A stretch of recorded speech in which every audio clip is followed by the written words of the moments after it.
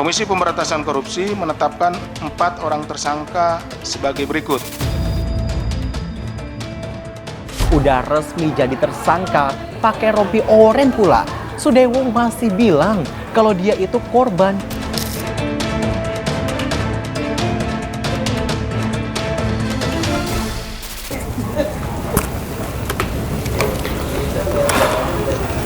Sobat iNews, lu mau pada tahu nggak sih gimana si Bupati Pati Sudewo ini ngelakuin suap jual beli jabatan?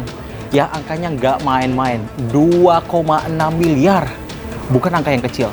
Kita cek tahu.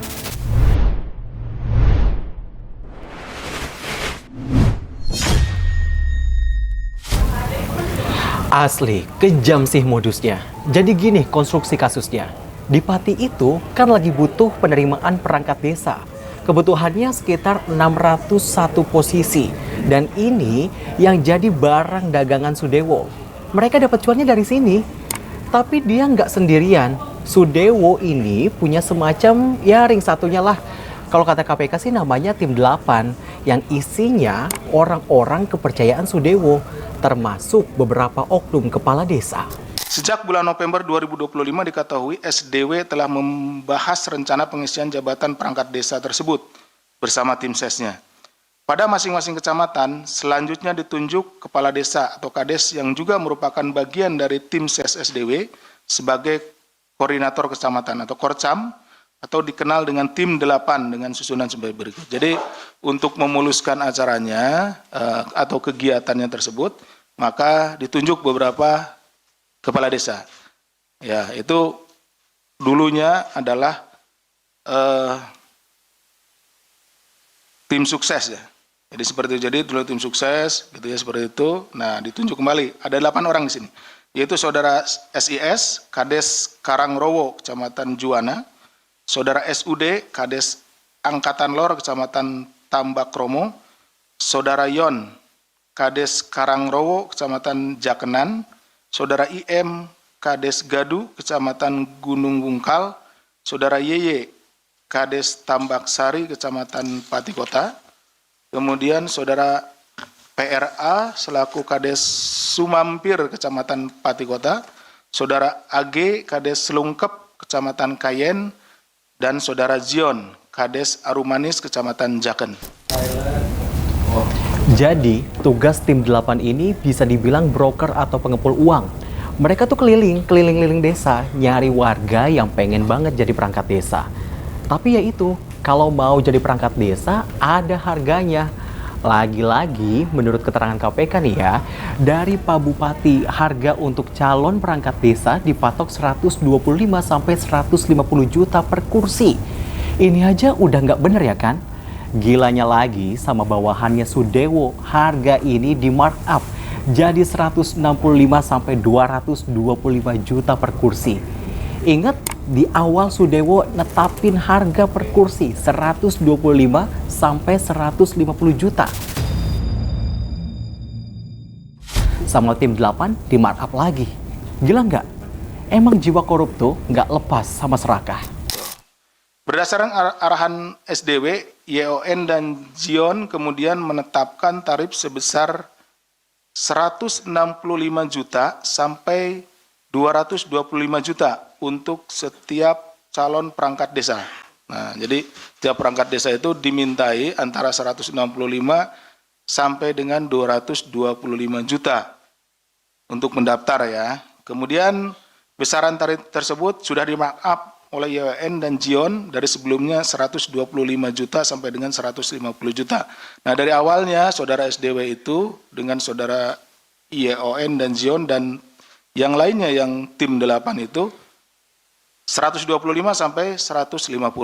Tetapi kemudian oleh di lapangan oleh saudara YON dan Zion ini dinaikin ya tentunya juga untuk keuntungan mereka ya.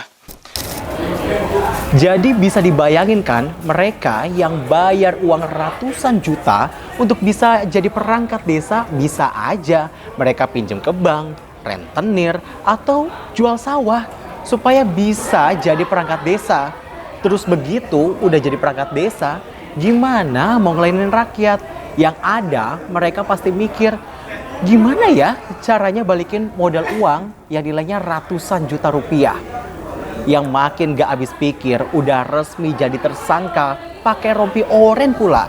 Sudewong masih bilang kalau dia itu korban. Langsung aja yuk kita dengerin.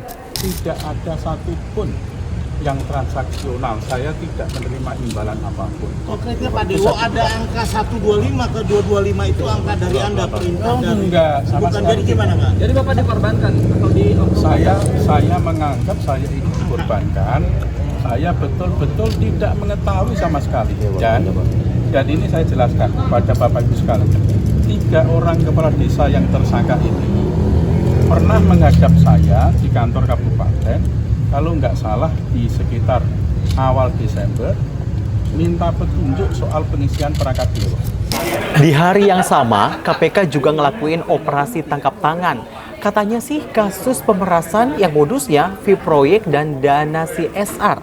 Kasus ini bermula di bulan Juli 2025. Wali Kota Madiun ngasih arahan ke 2 orang di lingkungan pemerintahannya buat ngumpulin uang lewat kepala perizinan. Arahannya ditujukan kepada pengurus Yayasan Sekolah Tinggi Ilmu Kesehatan ataupun Stikes Bakti Husada Mulia di Madiun untuk menyerahkan uang yang nilainya nggak main-main sebesar 350 juta rupiah terkait dengan pemberian izin akses jalan yang dalihnya sih untuk keperluan dana CSR Kota Madiun. Pada bulan Juli 2025, Saudara MD selaku Wali Kota Madiun periode 2025-2030 memberi arahan pengumpulan uang. Jadi arahan itu disampaikan melalui Saudara SMN selaku Kepala Perizinan Dinas Penanaman Modal dan Pelayanan Terpadu Satu Pintu atau DPM PTSP. Jadi disampaikan oleh Wali Kota kepada Kepala Dinas tersebut, ya, Saudara SMN dan Saudara SD, Kepala Badan Keuangan dan Aset Daerah atau BKAD Kota Madiun. Jadi disampaikan arahan untuk mengumpulkan sejumlah uang, ada arahannya gitu ya. Arahan tersebut ditujukan kepada pengurus Yayasan Stikes Bakti Husada Mulia Madiun. Jadi ada Sekolah Tinggi Ilmu Kesehatan Stikes Bakti Husada ini untuk menyerahkan uang sebesar 350 juta terkait pemberian izin akses jalan dalam bentuk uang sewa selama 14 tahun. 9 Januari 2026, pihak Stikes ngasih uang tersebut ke pihak swasta sebagai orang kepercayaan Wali Kota Madiun lewat transfer bank atas nama perusahaan.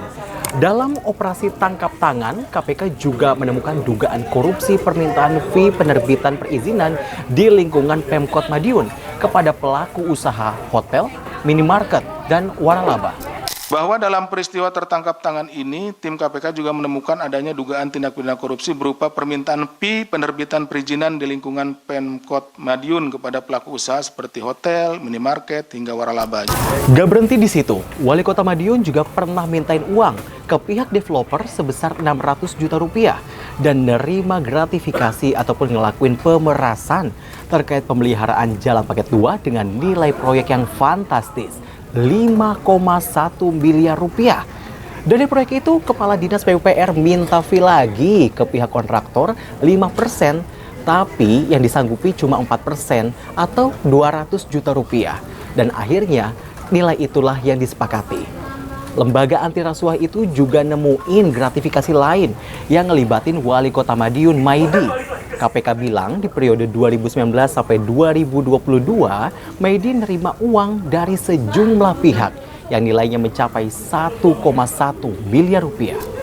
Bahwa pada bulan Juni 2025, MD juga diduga meminta uang kepada pihak developer sekitar 600 juta, di mana uang tersebut diterima oleh SK dari pihak developer PTHB yang selanjutnya disalurkan kepada MD melalui perantara RR dalam 2 kali transfer rekening. Penerimaan lainnya atau gratifikasi, penyidik juga menemukan berbagai indikasi dugaan tindak pidana korupsi lainnya berupa pemerasan atau penerimaan lainnya oleh Saudara MD saat menjabat sebagai Wali Kota Madiun. Di antaranya penerimaan lain berupa gratifikasi terkait pemeliharaan jalan paket 2 dengan nilai proyek sebesar 5,1 miliar. Di mana MD selaku melalui saudara TM selaku Kepala Dinas PUPR Kota Madiun meminta fee 6% dari nilai proyek tersebut pada penyedia jasa atau kontraktor. Namun pihak kontraktor hanya menyanggupi fee 4% atau sekitar 200 juta, bahwa kemudian terjadi kesepakatan atas kesanggupan pemberian fee yang dilaporkan oleh TM kepada MD.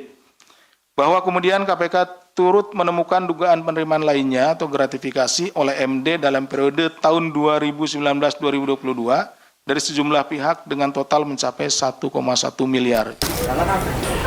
Penangkapan dua kepala daerah di Pati dan juga Madiun menambah panjang kepala daerah yang terlibat kasus korupsi. Rasa-rasanya udah banyak banget kepala daerah yang korupsi. Kira-kira apa nih hukumannya yang paling sesuai untuk mereka yang korupsi? Tulis di kolom komentar ya. Saya Syam Hakung, tetap kritis, tetap waras. Merdeka!